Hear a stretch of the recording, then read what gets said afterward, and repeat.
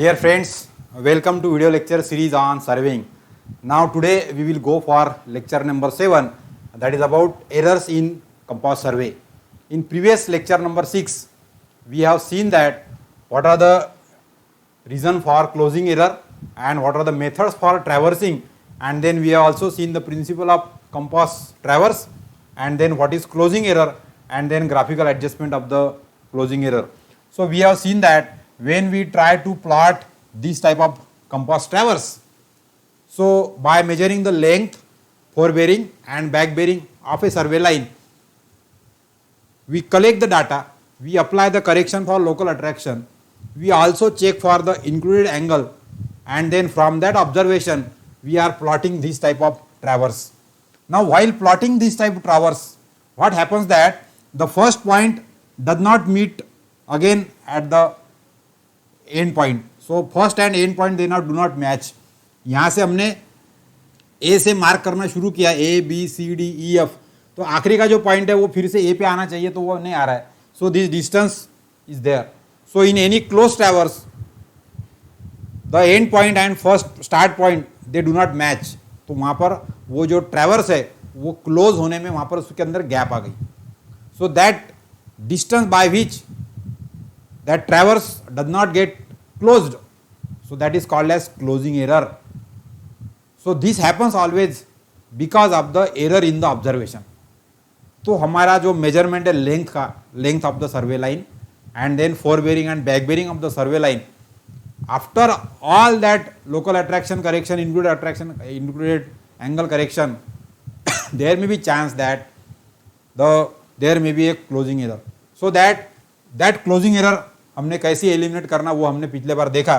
So with the parameter of this traverse, perimeter में हमने distance A B B C C D D और E ए यहाँ पे mark किया, और जितनी क्लोजिंग एरर है वो क्लोजिंग एरर हमने यहाँ पर मार्क की, और फिर इसको यहाँ पर क्लोजिंग एरर को यहाँ पर डिमिनिश किया. So the total closing error is this much, और हर एक पहले पॉइंट पे वो एरर थोड़ी थोड़ी कम होते जा रही है. So we get the closing error at every station. यानी सबसे पहले स्टेशन पे टोटल क्लोजिंग एरर इतनी है, तो उसके पहले वाले ई पॉइंट पे थोड़ी कम हो जाएगी, डी पे और कम होगी, सी पे और कम होगी, और बी पे और कम होगी, और ए पे 0 हो जाएगी. So this way we have distributed this closing error. And ये जो क्लोजिंग एरर है, तो जो डायरेक्शन है हमारी ओरिजिनल क्लोजिंग एरर की, so this is the direction of closing error, original closing error. So what here, to this direction we are drawing the parallel lines at every station, and then this is total closing error which was this one. तो उसके पहले का ई point है, तो यहाँ पर closing error थोड़ी कम रहेगी, तो इतना डिस्टेंस हम लोग यहाँ मार्क करेंगे. So we will get new point E point. फिर उसके पहले का डिस्टेंस और एरर कम है, यहाँ पे डी पॉइंट पे एरर कम हो जाएगी, और एक मार्क पॉइंट मिलेगा हमको. सी स्टेशन पे और एक एरर का पॉइंट मिलेगा, और बी पे और एक मिलेगा.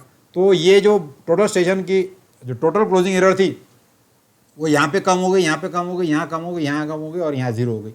So like way at every point we have applied this closing error so that we are getting the final points. So this is final point A, then this is final point B, final point C, final point D and final point E. और इनको यदि हम लोग join करते हैं तो ये आपको क्लोज ट्रैवर्स देगा. पहले बार में आपका ये डॉटेड जो दिख रहा है ये ट्रैवर्स था, लेकिन उसके अंदर क्लोजिंग एरर थी. अब हमने उसको ग्राफिकली रिजॉल्व कर दिए तो ट्रैवर्स क्लोज हो गया. So like way we have to plot the traverse in the drawing sheet by using compass survey. So why this closing error is there? Because whatever we are measuring the length, we are measuring the length of the survey line, and we are also measuring the forebearing, and we are also measuring the back bearing. अब इसके अंदर थोड़ी सी भी error है तो भी आपका और हमारा जो कंपास है उसकी एक्यूरेसी होती है हमारी 0.5 डिग्री और 0 डिग्री 30 मिनट. सो 30 मिनट की हमारी एक्यूरेसी है, तो हम लोग उतने एक्यूरेसी में एंगल गिन सकते हैं. So because of all this closing error may be there, and that we have to adjust graphically, and this was first indicated by the Brodwich. So therefore in summary Brodwich rule says that the total closing error is proportional to the perimeter of the traverse. जो भी traverse का perimeter होगा उसके proportional में closing error होती है. सो The closing error is in a closed traverse at each station is always in the direction parallel to the direction of the total closing error. तो that is the first sentence कि जो closing error, total closing error की जो direction है वही direction हर station पे उतनी ही डायरेक्शन की क्लोजिंग एरर रहने वाली है. So that is about the direction of the closing error. And then other is the correction at the each station is proportional to the linear measurement of the respective side. यानी total closing error के लिए पूरा perimeter, तो फिर एक side का distance कम करेंगे तो प्रोपोर्शनल क्लोजिंग एरर कम हो जाएंगी, उसके पिछले वाले पॉइंट पे और कम हो जाएंगी. Like way we are distributed and that is the Bowditch rule. So that mathematically also we can calculate that closing error. So that we have seen in previous session. But here to avoid that closing error, we have to see that how we can eliminate the errors in the compass survey or what are the reasons for compass survey. So how the temporary adjustment of the compass is done, then what are the sources of errors and what precautions we have to take to avoid the error, that we see in this lecture number 7. So first of all, the temporary adjustment of the prismatic compass. Now this word you have to remember, in first unit also we have seen, जो भी आप सर्वे में instrument use करने वाले हैं उसमें हर एक इसमें आपको शुरुआत में टेम्पररी एडजस्टमेंट करनी पड़ेगी. So that temporary adjustment is always there. जब आपने लैब में से इंस्ट्रूमेंट लाया फील्ड में और फील्ड में आपको अभी ऑब्जर्वेशन लेने के लिए शुरुआत करनी है, तो कोई भी इंस्ट्रूमेंट के लिए सबसे पहले हमको टेम्पररी एडजस्टमेंट की एक्शन करनी होती है. So it is the common thing for every instrument. So likewise for the compass survey, we have to make the temporary adjustment of the compass. So prismatic compass यदि हम लोग इस्तेमाल कर रहे हैं या सर्वेयर compass इस्तेमाल कर रहे हैं, so there are certain steps we have to see. So that we will see. So first step, that is fixing the compass on the stand. तो ये तो हम आसानी से कर सकते हैं. जो ट्राइपॉड का स्टैंड है उसके ऊपर आपका जो कंपास है उसको आपको फिक्स कर देना है. So that is done. But instead after this, सबसे इंपॉर्टेंट है हमारा सेंटरिंग. सेंटरिंग का मतलब जो स्टेशन पॉइंट है हमारा जहां पर हमने पेग लगाई है ग्राउंड पे, वो पेग के ऊपर ही आपका कंपास बराबर आना चाहिए. तो आपको जो ट्राइपॉड का स्टैंड है उसके नीचे से आपको प्लम बॉब ड्रॉप करना पड़ेगा नीचे ऐसा, और वो प्लम बॉब बराबर वो खूंटी के ऊपर आना चाहिए बराबर. So we are ensuring that the compass centre is exactly on the survey station. So centring is the first step for making the compass ready. तो सेंटरिंग आपका पहले हो जाएगा. So here for the centring also you can see that the distance between the 3 legs of the tripod. ये जो 3 पैर है compass के हमारे, तो तीनों भी डिस्टेंस आपने यदि एक इक्वल रखने की कोशिश की तो आपको सेंटर आसानी से जल्दी मिल जाता है पेग के ऊपर. So that also we have to remember. But again it depends upon that the ground should be levelled. यदि ग्राउंड लेवल नहीं है तो एक पैर थोड़ा नीचे रहेगा दूसरा ऊपर रहेगा, तो that we have to adjust the tripod and we have to carry out the procedure of centring. So here the centring is the first step 1 in the temporary adjustment of the prismatic compass.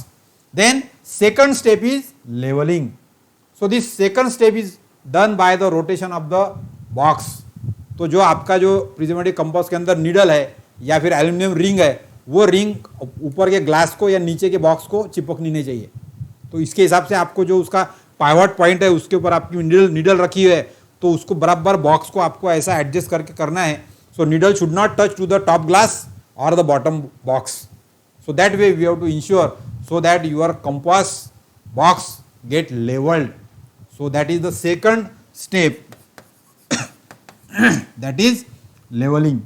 So here we have to ensure the free rotation of the magnetic needle or the magnetic ring with the needle. Then step 3 is adjustment of the prism. Now for adjustment of the prism हमको क्या करना पड़ेगा. यदि हमारा surveyor compass है तो उसके अंदर तो ज़्यादा कुछ करना नहीं पड़ता है. आपकी दोनों की ऑब्जेक्टिव वेन आपको खोल लेना है सिर्फ, and see that they are exactly perpendicular to that, और आपका कंपास रेडी हो गया. But in the prismatic compass आपको जो प्रिज्म है उसको आपको सीधा करना पड़ेगा और उसको ओपन बराबर रीडिंग के ऊपर लाना पड़ेगा, और फिर प्रिज्म को भी आपको नीचे ऊपर एडजस्ट करना पड़ेगा ताकि जो एल्यूमिनियम रिंग है उसमें का रीडिंग जो है आपको क्लियर दिखना चाहिए. So that also you have to carry out. And then if there is a problem of refraction or glazing, then you have to use the shading glass. Prism के ऊपर आपको थोड़ी छाव गिरानी पड़ेगी या ऐसा कुछ, और then we can make the ready for focusing. So in the step 3 we have to adjust the prism by adjusting its height, by making it systematic, and then you can make the clear focusing of the observation on the aluminum ring, and then you can start for the next step. And the next step, so that is number step is adjusting the glass cover. So here जो shading glass है आपके उसको glare avoid करने के लिए आपको उसको भी थोड़ा सा एडजस्ट करना पड़ेगा यदि प्रिज्म के ऊपर उसका शेड लाना है तो. So that is, and all with this step, then another step, last step that you have to remember, that is observation of the bearing. तो यहाँ से हम लोग रेंजिंग करेंगे. फिर नेक्स्ट स्टेप इज रेंजिंग. तो रेंजिंग में आपको जो भी आपका ऑब्जेक्टिव वेन है उसके अंदर की जो वर्टिकल क्रॉस हेयर है और वो प्रिज्म का जो स्लॉट है उसके अंदर सिर्फ सामने का रेंजिंग रॉड देखना पड़ेगा, जो सर्वे लाइन आपको जिसका बेरिंग आपको गिनना है, और वो देखने के बाद में फिर आपको प्रिज्म के अंदर रीडिंग देखना पड़ेगा. या फिर सर्वेयर कंपास है तो नीडल कौन सा पॉइंटर दिखा रही है, नीडल का पॉइंटर नॉर्थ डायरेक्शन कहाँ पे एंगल दिखा रही है, वो ऑब्जर्वेशन आपको लेना पड़ेगा. So then you have to use the observation. Now while observing that, यदि आपकी नीडल घूम रही है या फिर आपका रिंग घूम रही है तो आपको ब्रेक पिन का इस्तेमाल आप कर सकते हैं. सो दैट आपको नीडल को बराबर आप जो पोजीशन पे वहां पे उसको फिक्स कर सकते हैं आप, and then exactly you can take the observation. So before taking the exact reading, these 4 steps, first 4 steps, they are important, and this procedure, making this procedure, that is called as temporary adjustment of the compass. तो आपको हर बार compass इस्तेमाल करने के समय पे आपको पहले temporary adjustment करना पड़ेगा. So by making the temporary adjustment you are ensuring that the your compass is at now right state, so that you can take the observation correctly. So for error, eliminating the error, this is also the important step, that you should set the compass systematically by using the procedure of temporary adjustment. Now after this, then we have to see that what are the sources of error in the compass survey. Compass survey में कौन से sources आने sources हैं हमारे error के. So first, that is actually the already also we have seen in the type of chain survey, that is instrumental error. So whatever the instrument we are using, if there are error, then in observation also that error may reflect. So what are the instrumental errors? So here the needle may not be preferably straight and might not be balanced properly. जो compass की needle है, magnetic needle, वो खराब हुई वाली नहीं होनी चाहिए. कभी कभी आपका कंपास का ग्लास फूट गया, फिर वो नीडल गिर गई, वो चपक गई और खराब हो गई, उसका बैलेंस गड़बड़ हो गया. So all that problem should not be there. So that may one of the chance for the error in the compass survey.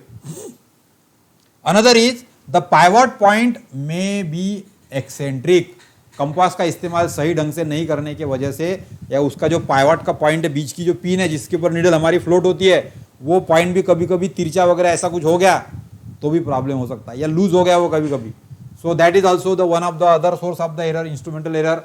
Then the graduation on the ring may not be uniform. कुछ बार वो जो aluminium ring है उसके ऊपर के जो marking है, उसका प्रिंटिंग का जो भी टेक्नोलॉजी इस्तेमाल किया है वो यदि बराबर नहीं रहा तो वो मार्किंग्स के अंदर भी एरर हो सकती है.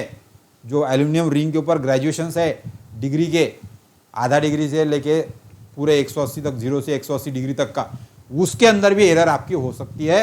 So that is also possible cause of the error. And the ring may not B rotate freely on the account of the pivot point being blunt. वो पाइवट पॉइंट यदि आपका कुछ मुड़ गया, झुक गया, उसके अंदर कुछ प्रॉब्लम आ गया तो आपकी जो रिंग है वो उसके ऊपर बराबर बैलेंस नहीं होगी. So that is also one of the, so you have to change the pivot point. That is also the error because of the instrument faulty. The sight vane may not be vertical. अब आपका जो observation के लिए आप objective when जो रहती है, prismatic compass को एक ऑब्जेक्टिव वेन रहती है, सर्वेयर कंपास को 2 ऑब्जेक्टिव वेन रहती है. तो दोनों भी वेन ऐसी खोलने के बाद में उसका जो यहाँ का नीचे का हिंज है, यहाँ का जो नीचे का उसका हिंज जो है वो तिरछा हो गया तो आपकी वेन ऐसी तिरछी रहेगी या ऐसी रहेगी. So it may not exactly the perpendicular to the surface of the compass and also not vertical. So because of that problem, that vein may not be vertical, and because of that also there may be chance of error. आपकी when ऐसी है तो आप ranging rod यहाँ fix करेंगे कि यहाँ करेंगे, तो इधर करेंगे, नीचे फोकस कैसा करेंगे क्रॉस हेयर को, तो उसके अंदर आपकी एरर आ सकती है. So that also you have to ensure. And then the horse hair may not be straight and vertical. Objective जो वेन है उसके अंदर बीच में ग्लास रहता है. Objective vane is like this. So as already you have seen. So this is slot and this is the objective vane, और यहाँ पे उसको हिंज लगा होता है. So that is the hinge. और इसके अंदर यहाँ पे बीच में क्रॉस हेयर लगी होती है. तो ये जो बीच की क्रॉस हेयर है ये एग्जैक्टली लूज नहीं चाहिए, उसके अंदर का धागा जो है वो टाइट रहना चाहिए वो. तो that cross hair should be perfect. So that also you have to ensure. So all these are the possible sources of error जिसके वजह से आपके ऑब्जर्वेशन में इंस्ट्रूमेंटल एरर के वजह से ऑब्जर्वेशन गलत हो सकता है. So that is the thing that we have to remember while operating the compass. Then there are other source of error that is called as personal error. पहला हमने देखा इंस्ट्रूमेंटल एरर और दूसरी यहां पर है हमारी personal error. So here the bearing may not be done perfectly over the station. तो इसके अंदर दो प्रॉब्लम है हमारे पर्सनल एरर में. एक तो जो हमने कंपास रखा वो बिल्कुल एग्जैक्ट सेंटर पे, उसका सेंटरिंग यदि बराबर नहीं किया तो भी आपका पॉइंट थोड़ा सा सरक गया है, एग्जैक्टली वो पॉइंट पे आपका कंपास नहीं है. दूसरा ऐसा है कि जहाँ पे आपकी सर्वे लाइन का दूसरा पॉइंट है वहाँ पर भी आपने रेंजिंग रॉड पकड़ते समय थोड़ा सा बाजू में पकड़ लिया, तो आपका एग्जैक्ट सर्वे लाइन की जो एरर है वो बियरिंग मेजर करते समय उसके अंदर थोड़ा सा फर्क पड़ जाएगा, 1 डिग्री, आधा डिग्री, 2 डिग्री का. So it depends upon the length and what ever the situation. So that may be the possible cause कि आपने यदि सेंटरिंग में बराबर किया कंपास का या फिर रेंजिंग रॉड एग्जैक्ट स्टेशन पे नहीं पकड़ा तो भी एरर आ सकती है. So this is the reason of personal error. Then the graduated ring may not be levelled.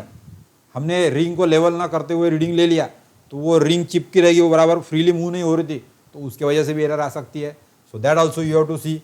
Then अब ये ग्रेजुएशन एरर का कभी बार होता है, हम लोग लेवलिंग कर लेते लेकिन जब उसको घुमाते ऐसा साइटिंग करने टाइम पे तो उस समय यदि बॉक्स तिरछा हो गया तो भी प्रॉब्लम हो सकता है. So that also you have to see and you have to use the braking pin so that exact the reading you can take with the index point. Then the object might not be bisected properly. ये भी personal error है आपका कि आपने जो observe किया तो आपको क्या चाहिए, जो प्रिज्म है प्रिज्म का स्लॉट और सामने का ऑब्जेक्टिव वेन में का क्रॉस हेयर और उधर स्टेशन पे रखा हुआ रेंजिंग रॉड, ये तीनों चीजें एक लाइन में चाहिए बराबर. यदि ये साइटिंग बराबर नहीं है तो भी आपके ऑब्जर्वेशन में एरर आ सकती है. So that you have to ensure that all these 3 objects are in a straight line and they are properly bisected so that you can avoid this error. Then the reading may be taken or entered carelessly. Observation लिखते समय भी हमारा कभी कभी problem हो जाता है. So that also you have to remember. So हमने जो भी ऑब्जर्वेशन लिया 56 डिग्री या 57 डिग्री, सो लिखते समय आपको बराबर 56, 67 या 57 जो भी है वो न्यूमेरिकल बराबर लिखे होने चाहिए आपके. सो यदि 5 लिखते समय यदि वो 3 दिख रहा होगा तो 56 का रीडिंग 36 भी दिख सकता है आपको. So that should not happen. So all that you have to see that यदि आपको 69 का रीडिंग लिखना है या 60 का लिखना है और आपको उसने आपने रोटेट करके लिख दिया उसको, तो वो ऑब्जर्वेशन करते समय बाद में जब पढ़ेंगे तो उसको गलती आपको दिख सकती है उसके अंदर. So that is the possible problem that we have to write down the reading very specifically and clearly. And the observer may be carrying the magnetic substance. ये भी एक कारण हो सकता है कि यदि हमारे पास में कुछ लोहे का आइटम है तो वो मैग्नेटिक नीडल को आपके लोकल अट्रैक्शन पैदा करेगा वहाँ पे, and because of that also there may be chances of error while taking the observation with the help of compass. So that also we have to remember. So these are the possible causes of the personal error while using the compass. Then there are other errors are there in the compass. That is, first is that already we have seen, that is local attraction due to the presence of magnetic substances. अब जब भी आप compass सर्वे कर रहे हैं तो आपके बाजू में कोई बिल्डिंग का काम चालू है, वहाँ पे लोहा गिरा है, कहीं इलेक्ट्रिक की वायर केबल लाइन गई है, कोई इलेक्ट्रिक का पोल है जहाँ पे आपने रखा, वहाँ पे कोई एक आधा ट्रक या कोई बस खड़ी है. Like way there are many situations that around your vicinity of the compass there may be a magnetic substance और a iron metal type attracting element, so it may have the effect of local attraction, so that is the other cause of the error. Then magnetic field could vary due to the natural causes. Already we have seen that कि हमने variation देखा है, उसके वजह से magnetic declination भी आ सकता है, या फिर हमारे मैग्नेटिक फोर्स डायरेक्शन जो है हमारे अर्थ के अराउंड के उसके अंदर जो मूवमेंट्स चालू है उसके वजह से भी कभी कभी एरर आ सकती है, but this are the not serious error and they are not frequent and magnetic declination might vary. तो आपको जो मैग्नेटिक डिक्लिनेशन मालूम है उसके अंदर यदि चेंजेस आ गया होगा तो भी आपका ऑब्जर्वेशन गलत हो सकता है. So all these are the possible causes of the other error. So whenever we are using the compass, we have to avoid the instrumental error, we have to avoid the personal error also, and other errors are there, but you can have some control on that also, so you can apply the necessary correction for that. So when we use this type of compass, surveyor compass or prismatic compass, so to avoid that error we have to take some of the precaution. तो जो error के reason है वही हमको avoid करने हैं, तो हम लोग उसके बारे में ही हमारे प्रिकॉशन जो है वो पता कर सकते हैं. So what are the precautions may be there. So the centre the compass on the station correctly. Of course temporary adjustment करेंगे तो हम लोगों को स्टेशन के ऊपर ही बराबर एग्जैक्टली कंपास को खड़ा करना चाहिए. So that first precaution you can take. Then level the compass and ensure the needle is free to move. So that is also we have seen. Levelling भी करना पड़ता है अपने को टेम्पररी एडजस्टमेंट के टाइम में, तो कंपास की नीडल जो है फ्रीली मूव होगी, रिंग फ्रीली मूव होगी, टॉप और बॉटम में टच नहीं होगी कहीं पे. So that is you can avoid that error. Then reading only after the vibration of the graduation circle needle is stop. आपने कंपास सेट किया और ऐसा फोकसिंग किया तो नीडल जो है थोड़ी सी ऐसी ऐसी ऐसी ऐसी ऐसी झुकते रहती हो, उसको थोड़ा सा स्टॉप होने देने के लिए आपको रुकना पड़ेगा. जब एकदम वो पॉज हो जाएगी तब एग्जैक्टली मार्किंग कौन सा है उसका ऑब्जर्वेशन आपने लेना चाहिए. ब्रेक पिन भी आप इस्तेमाल कर सकते हैं, लेकिन ब्रेक पिन छोड़ने के बाद में फिर से नीडल लोकेशन छोड़ देती है अपना original. So you have to see that, you have to wait for stopping the needle and then take the observation. Then gently tap the top of the box glass to remove the sluggishness of the needle and take the reading after the vibration stops. So that is also there. आपका जो glass है उसके ऊपर भी कभी कभी ऊपर से आपने उसको पोंछ दिया, अंदर में उसके डस्ट है कुछ, तो थोड़ा सा मैग्नेटिज्म आ जाता है और ग्लास भी कभी कभी स्लगिश होता है. सो to we have to check that these problems should not be there, and then by tapping the glass then you can take the observation. So that care also you can take. Then while taking the reading parallax should be avoided. So that also you have to see. जब prism से आप use कर रहे हैं तो prism से आपका जो रिंग है उसके ऊपर का जो रीडिंग देख रहे हैं आप वो एग्जैक्टली शार्प फोकस होना चाहिए आपका. यदि वो शार्प फोकस नहीं है तो आपका देखते समय ऐसी आंख हिलने की वजह से वो रीडिंग अलग अलग दिख सकता है आपको. So that you have to avoid that parallel should not be there. तो उसके अंदर आधा डिग्री 1 डिग्री का फर्क भी पड़ सकता है आपके ऑब्जर्वेशन में, because of that the prism is not focus properly. So that is also we can avoid. So these are the precautions we can take to avoid the errors in the compass. Similarly we can keep away the steel and iron object like key benches, metal frames, spectacles, iron button, arrows etc. to avoid the effect of local attraction. जब compass का इस्तेमाल कर रहे हैं तो observation करते समय यदि आजू बाजू में लोहे का कोई मेटल का पार्ट नहीं है, so it is good for the taking the observation. So that precaution also we can take. Then if handkerchief is used to clean the glass, it is charged with the electricity, thereby the local attraction is induced, and to avoid this problem apply the moist finger on the clean the glass. ये भी अब effect होता है थोड़ा कभी कभी. हमारा जो ग्लास है उसके ऊपर हम लोग उसको रुमाल से ऐसा पोंछेंगे तो वो रबिंग के वजह से उसके अंदर थोड़ा सा मैग्नेटिज्म आ जाता है और फिर अंदर की जो रिंग है वो थोड़ा सा ऐसा अंदर से अट्रैक्शन करके वो डिफ्लेक्ट होती है. So there may be chance of local attraction. So because of that also you have to see that that effect should not be there. तो आपको ऊपर से आपने थोड़ा सा ऐसा थोड़ा गीली उंगली करके ऐसा घुमा दिया उसके ऊपर, तो जो लोकल अट्रैक्शन का इफेक्ट है, जो मैग्नेटिज्म आने वाला है ग्लास के ऊपर घसने की वजह से, वो एकदम नील हो जाएगा. So that you can also that take the precaution. Then if the compass is not in the use, fold the prism and object vane on the top of the glass so that needle is lifted from the pivot to avoid the unnecessary wear of the pivot. ये हमको ध्यान में रखना चाहिए. जब compass हम लोग एक जगह से दूसरी जगह पे ले जाते तो हमारी जो वेन है ऑब्जेक्टिव वेन ऐसी खुली रहती है वाली, ये ऑब्जेक्टिव वेन ऐसी ओपन है और ये प्रिज्म भी ओपन है, और ये जब ले जा रहे तो वो रिंग अंदर की हिलते रहती, नीडल भी हिलते रहती, और उसके वजह से आपका जो पॉइंट है पाइवट पॉइंट वो भी खराब हो सकता है।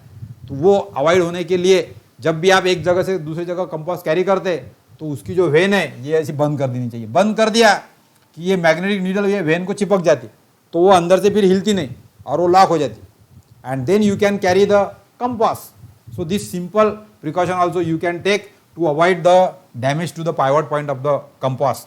Then for all the survey lines fore bearing and back bearing should be taken. ये हमको ध्यान में रखना चाहिए, कभी भी कंपास से जब कोई भी लाइन का बेरिंग ले रहे तो सिर्फ फोर बेरिंग लेना नहीं है। For example if I am standing at here and there is station B, तो ए और बी दो स्टेशन है मेरे, और लाइन ए बी की मुझे डायरेक्शन ऑब्जर्व करना है। तो डायरेक्शन के लिए क्या करना पड़ेगा, नॉर्थ डायरेक्शन से लाइन ए बी का एंगल कितना है ये मुझे मेजर करना है। So that is the bearing of the survey line. So what I will do, I will place the compass at station A, then focus the north direction shown by the magnetic needle and then rotate the compass towards station B। तो अब station B को focus करने के बाद में मुझे line A B का bearing मिलेगा। अब स्टेशन ए से नेक्स्ट पॉइंट बी है मेरा, तो ये मुझे मिलेगा फोर बेरिंग, क्योंकि डायरेक्शन ऑफ द सर्वे मेरी ए बी है। तो उस डायरेक्शन के डायरेक्शन में मैंने यदि रेंजिंग किया कंपास से तो मेरा वो हो गया fore bearing. So that is the reading of the fore that line A B. तो ए से लिया बी की तरफ देख के। Similarly you have to repeat the procedure. आप यहाँ का कंपास उठा के बी पे लेके जाओ, और बी पे जाने के बाद में फिर उसको नॉर्थ की तरफ फोकस करो, और फिर वहाँ से ए की तरफ फोकस करो। तो आप ए को बी से ए को देखेंगे, so you will see in the opposite direction. तो आपका 180 डिग्री का फर्क आना चाहिए बेरिंग के अंदर। तो बी पॉइंट से प्रीवियस पॉइंट यानी पिछले पॉइंट को देख के मैंने जो रीडिंग लिया, so that is your back bearing. So always you have to see that while using the compass, किसी भी सर्वे लाइन के लिए आपने फोर बेरिंग और बैक बेरिंग दोनों गिनने चाहिए। उसका एक एडवांटेज सबसे बड़ा यह है कि यदि दोनों का डिफरेंस 180 नहीं है तो आपको वहीं पे समझ में आ जाता कि मेरे इसके अंदर लोकल अट्रैक्शन है, या फिर ऑब्जर्वेशन अपन रिपीट कर सकते वहाँ से एक बार और फिर भी करेक्शन आता है तो फिर वहाँ पे लोकल अट्रैक्शन का इफेक्ट हो सकता है। तो वो ए स्टेशन पे है कि बी स्टेशन पे है वो भी आपको बाद में पता चल जाएगा। So that is also there. So you have to see that if any other survey station is visible, the bearing should be taken to the station also, which helps in the checking the survey work। अब A से मैंने B का लिया और यहीं से मुझे दूसरे दोनों पॉइंट भी दिख रहे होंगे, तो मैं वहाँ पर भी कंपास का बेरिंग ले लूँगा। So that helps me while drawing the traverse और drawing sheet on the paper. ये जो अलग अलग एंगल आपको ऑब्जर्व होंगे एक ही स्टेशन से लिए हुए होंगे आपने, तो आप काउंटर चेक करके आपका सर्वे का मैप थोड़ा एक्यूरेट बना सकते हैं। So this care or this precaution you have to take while using the compass for measurement of the direction of the survey line. So with this precaution we can try to eliminate the error. So here in this lesson we have seen that what are the sources of errors. So three types of sources are there. One is personal error, instrumental error and other error, and then how we can avoid that also we have seen, and then we have also seen that temporary adjustment of the compass. So 4 important step है उसके अंदर, centering, levelling, centering levelling के बाद में focusing, adjusting the prism और बाद में focusing. So you can see that with this you can use the compass for measurement of the bearing, and that bearing measurement of the four bearing and back bearing, that will help you to draw the traverse on the drawing sheet. So with this lesson number 7, our unit number 4 that was here completed. In the next unit we will go for measurement of the vertical angle or horizontal angle or level. So for that next unit we will take about the leveling, that is unit number 3 regarding the leveling. So till then thank you and goodbye for watching this video lecture series. Thank you.